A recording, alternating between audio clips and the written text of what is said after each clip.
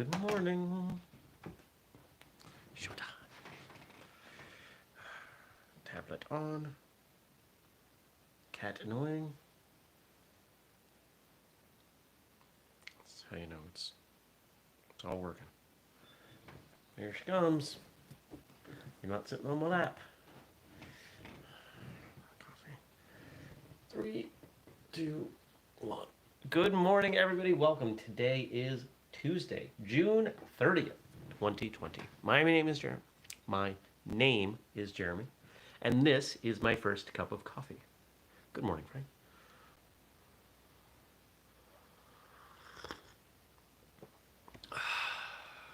Working on my articulation, my enunciation.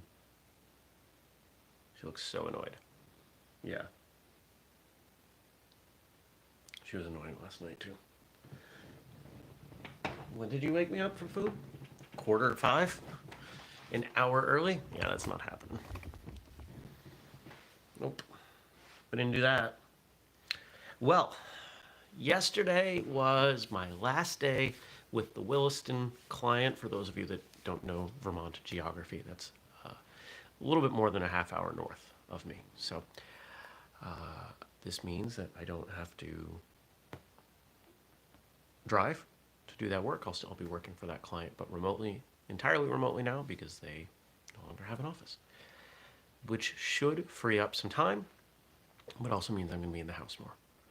My pattern has been to work from the house as much as I can, and then to mix it up, go to coffee shops and restaurants and things and work there. And that's not an option yet. We're almost there. The local Panera is high on my list. Mostly because I can get a cup of coffee for like $2 in all the tables I want, because nobody's ever there when I go there at like 2 o'clock. It's a great spot to work.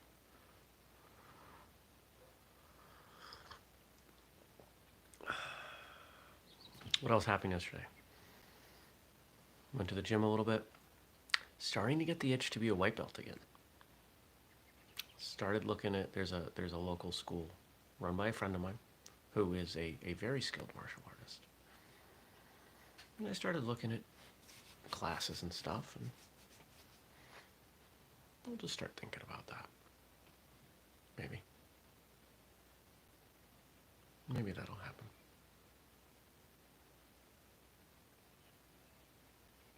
I'll probably reach out soon. I'm going to keep letting that roll around in my head, because it's not something I can undertake lightly. You know? To start training again, it's not something I'm just going to do for, a week or a month. It's a commitment. It's something I would imagine I'm going to do for at least a year or two. And to stop doing it early could damage the relationship with this friend. I mean, they're not a great friend. It's not like I see him often. But I like and respect him, and I don't want to hurt his feelings. And why am I interested in doing this? 2 parts. What he teaches and meeting new people. I realize that I'm not really meeting very many new people just in life. And my social circle is small. I'd like to meet some new people. So that's what I'm thinking. What's going on today? Oh, it's a big day. It's a big day. The chimney's getting cleaned. The vet's coming to check on the cat. I have a client call. Got a ton of client work. Going to the dentist. I don't know if you remember, what was it? A week and a half ago? Talked about the cavity thing going on. I've pretty much, as far as I can tell, reversed that. But still want somebody to check it out, take some x-rays. So that's what we're doing today. And other than that, just going to try to get some movement in. I don't know if I'm going to go to the gym or go for a walk. Probably go to the gym because it's raining again. It's supposed to rain all day again. We'll see.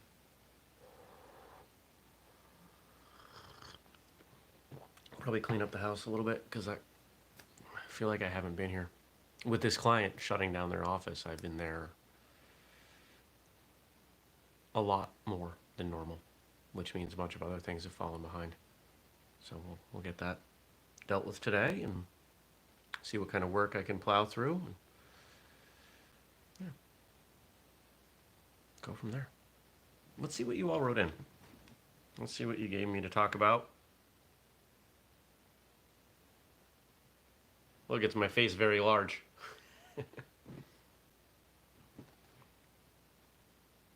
What did everybody think of yesterday's episode of Martial Arts Radio with Mr. John Hurwitz? Did you check that out? What did you think?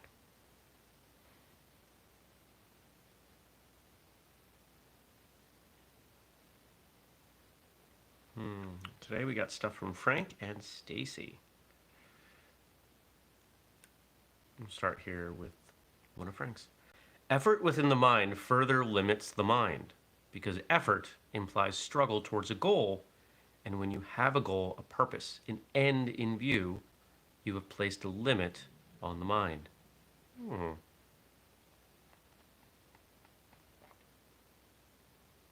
Bruce Lee. That's a really interesting concept. The idea that a goal is artificially limiting, yet it gives you direction.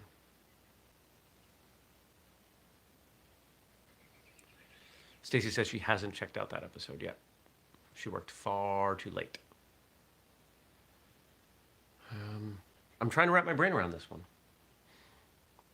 I like goals. I like defining where you're headed because it helps you understand how to get there. If you're training, let's imagine a martial arts school where there are no belts.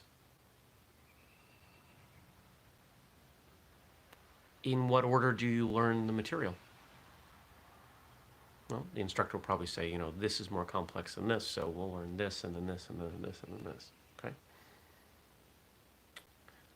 How do you stay motivated? Well, we want to enjoy what we're doing and learn for the sake of learning, not for the sake of a test. Okay? I can wrap my head around that. I got a sneeze coming. What is with me sneezing lately? Excuse me.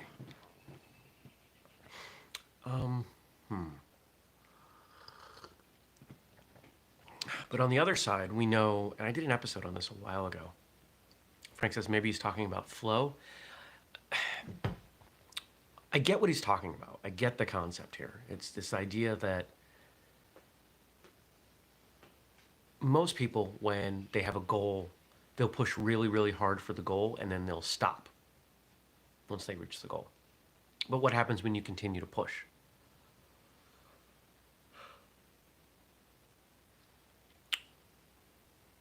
The thing on the other side of that, though, I did an episode, I'm trying to remember the title. But the idea was talking about why people have a hard time with pursuits that don't have end, that there's no end point. The reason people drop out after black belt is because they see it as an end, because the idea of doing something indefinitely is frustrating.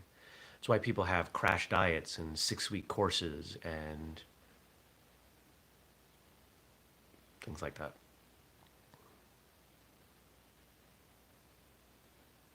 Why do people who hate their job, they give their 2 weeks notice, and for some of them, it becomes much easier because it has an endpoint. Those goals become markers along the path. And I think they're valuable. In an ideal world where people were perfectly motivated towards their pursuit, no, I don't think they would be necessary. There are a lot of aspects to whistlekick that I don't have any goals in mind. I was thinking about first cup this morning. What's the goal here? I don't know. I'm busy.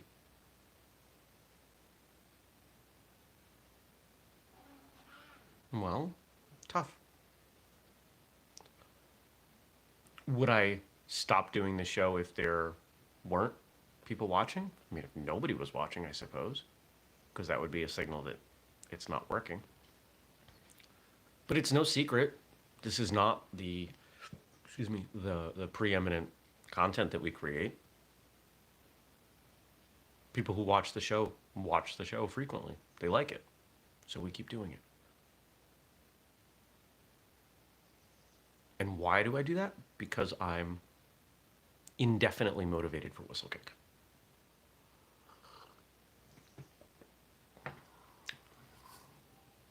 But that's not how everybody's built. And that's not how I'm built for everything. There are plenty of things that I need goals for. I need lists. I need to check things off. I need to see progress.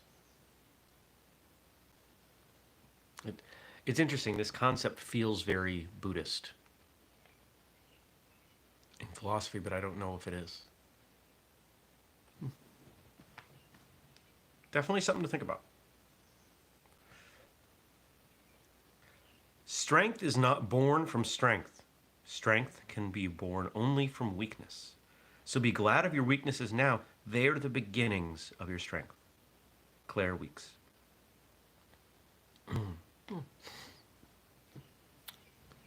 This relative concept. To tie up that Bruce Lee quote, Frank says, I love what Confucius said. Roads were made for journeys, not destinations. Oh, very, very good. I like that. Strength is born from weakness.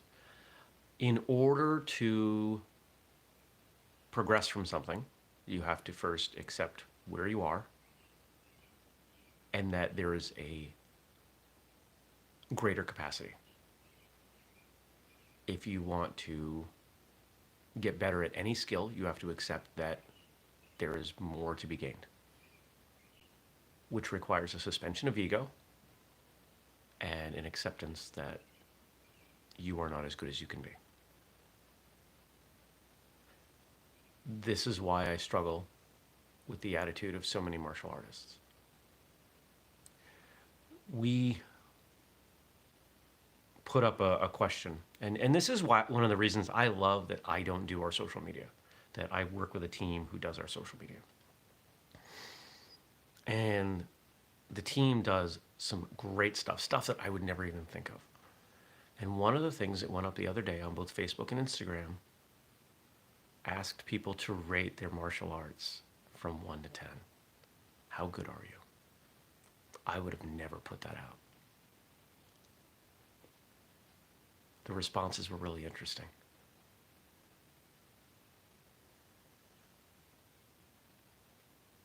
You had a bunch of people saying, there were some very humble people saying -2. And then you had, most people were in the 3 to 6 range. Then you had people going much higher. Now, I'm not going to be more specific and attack those people. But I found that interesting. I find it interesting that if you're going to consider the quality of anything that you do on a continuum of 1 to 10, to say that you are at the end, that means you can't get any better.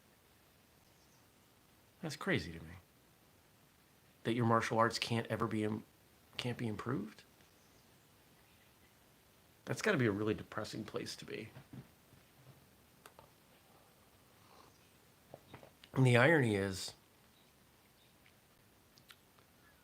I bet you put that person, those people, in front of even a moderately competent instructor, they'll find something they can improve.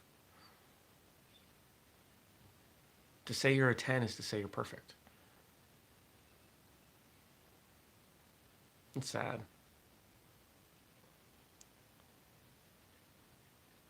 I've been thinking about how I would answer that question too.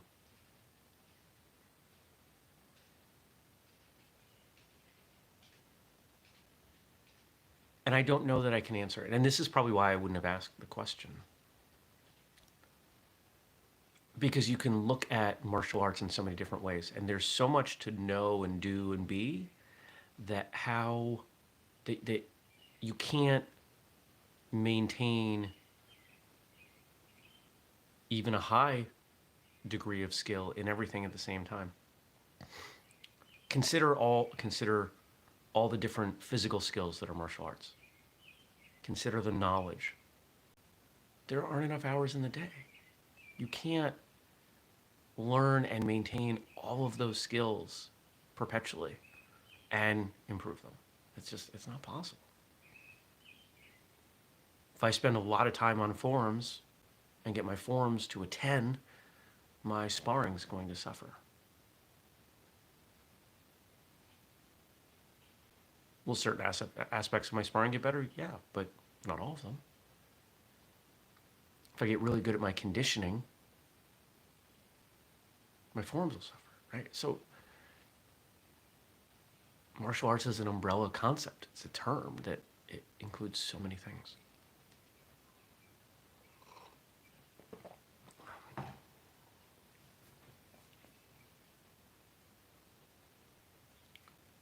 And that's why I like putting on a white belt. There aren't any expectations. I just get to get better. I get to learn. I get to reinforce the things that I like and know.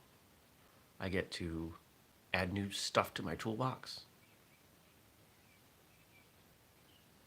And I get to do it without having to judge myself. I think that's probably one of the things I love about it the most. I get better for the sake of getting better. The goal is simply to show up and enjoy and get better. And there are times that I have a black belt on and I'm doing that, depending on the group of people I'm training with.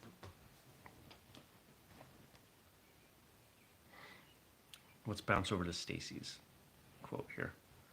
You drown not by falling into a river, but by staying submerged in it. Paulo Coelho. What's up, Kat?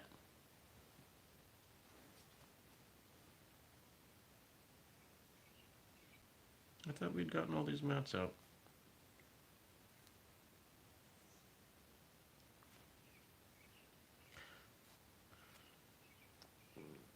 Cat mat. We have a rule in this house. 1 mat per day. Because she's a very long-haired cat who doesn't groom well.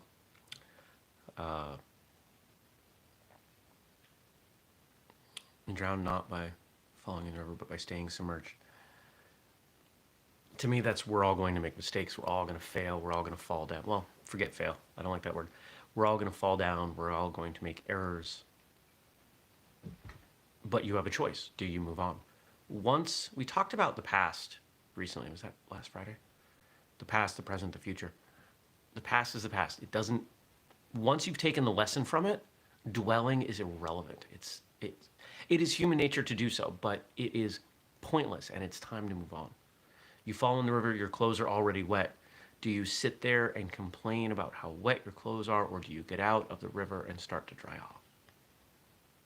At some point, you have to get out. It's the only way that changes that situation. The longer you stay in there, the longer your clothes are wet.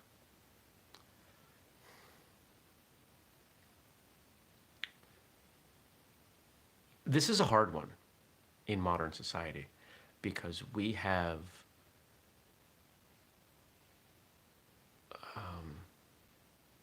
embraced martyrdom.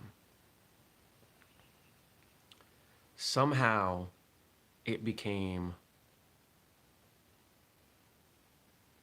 fashionable to talk about your pains and your struggles and to compare your pain to other people's pain, and no, I'm worse off. Oh, I come from a worse place. And I think that much of that comes from a fear of success. It's a defense mechanism. The reason you haven't achieved your goals or gone further or lived the life that you want to live is because of where you started. Okay. But there are plenty of counterexamples of people who had it worse and did more. So it's not that.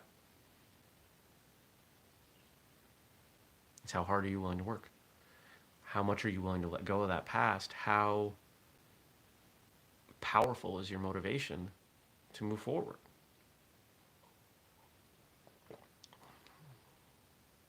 Whether it's goals or not goals, are you willing to try harder? Are you willing to work smarter? Whatever it is.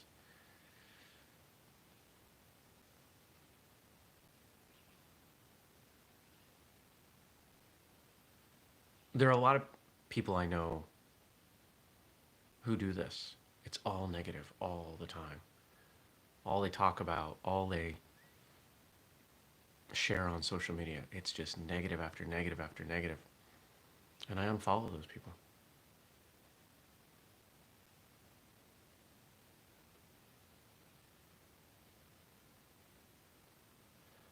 And it doesn't mean that I don't care. Some people don't want help. There was a guy I went to college with. I had a class with him. I liked him. Smart, funny. All the girls loved him. And he was depressed. I didn't know it then. Maybe he wasn't then, but a few years ago, he was sharing some pretty dark stuff on social media. And I would reach out, and others would reach out, and I didn't know him well, but I knew him, and I cared. And I tried, and I tried. And it became clear that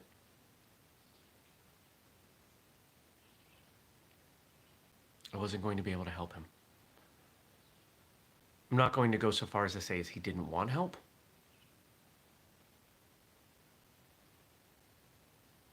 But I wasn't going to be able to help him. And it was really hard. I did unfollow him on social media. And he did take his life. And I felt guilty about that. But it wasn't really guilt, because I knew I couldn't do anything, because I did try. Because what was I going to do?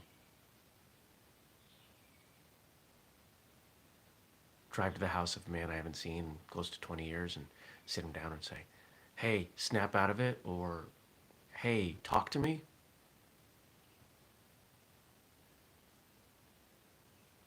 If I had known that that might have made an impact, yeah, I absolutely would have done that.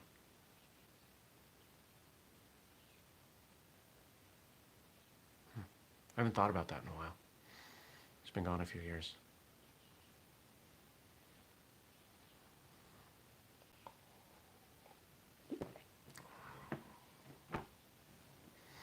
Get out of the river.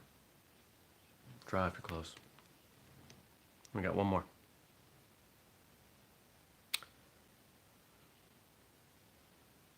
Last one from Frank.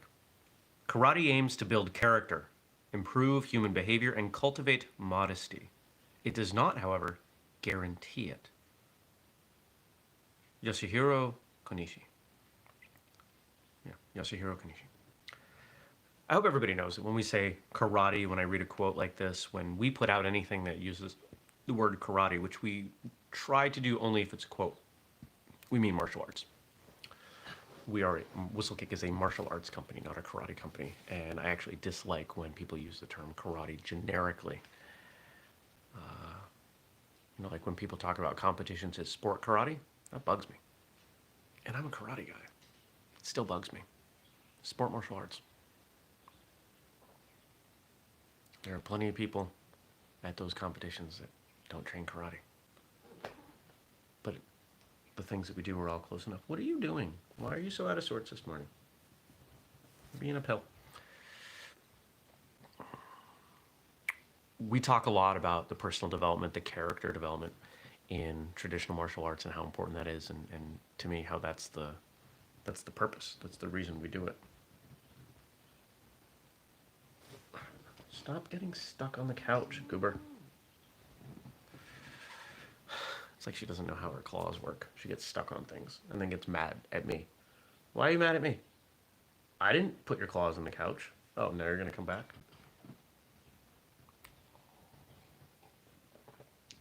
But this quote talking about that there's no guarantee, I think that's an important thing to realize. Now, why? Why isn't it guaranteed? Because if we go back to, what was it, the second quote we read today, you have to admit that there's more. You have to admit that you're coming from a place of weakness to develop strength. If you're looking to develop your character, you have to admit that your character could be developed further. That's not easy.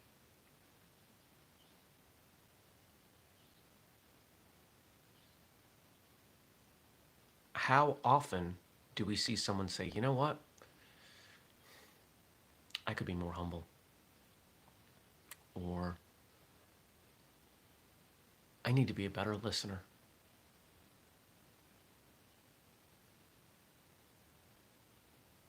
It takes a tremendous amount of self-confidence, self-esteem to admit that those things could improve. Because the more we point at the things in ourselves that we feel flawed about, the tendency is to feel worse and worse and lower about who we are and our contributions, our place in the world. And I've been there. I spent my 20s defending every flaw I had. It was either I was in the river or it wasn't my fault or it wasn't my problem, it was the other person's problem. It wasn't terribly productive. But here, now that I'm in my 40s, it's so weird to say. I'm going to make a small tangent here for a moment. Over the last couple of weeks, I've been around a few people who are my age and younger. And I look at them and it blows my mind because they look 10 to 20 years older. I don't know how it happens. I look at myself in the mirror and other than the few white hairs I got in my beard and the fact that I have no hair on top of my head, those are really the only indications that I'm in my 40s. People talk about, oh, I'm, once you hit 25 or 30, people put different years on it. Everything goes to hell. Your body falls apart. Disagree. Strongly disagree. It's all in your mind. It's all in how you approach it.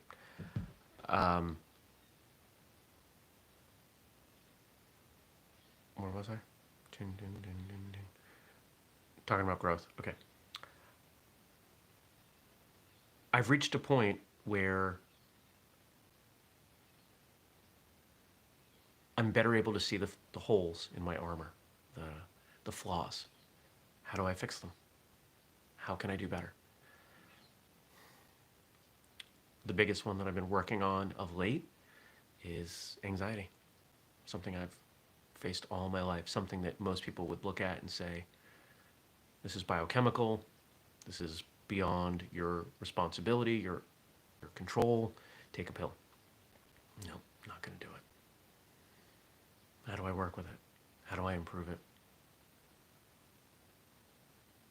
I'm not a tall person. How do I work with that in my sparring? I learned strategies for making contact from farther away.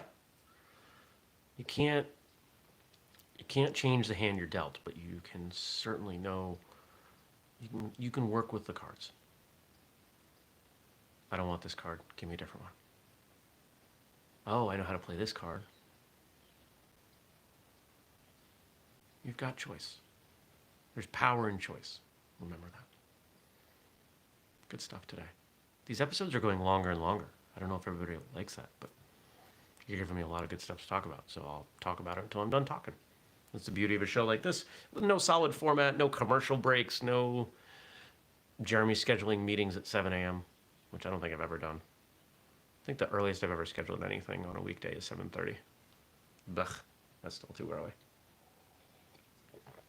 I'm going to go make a cup of tea,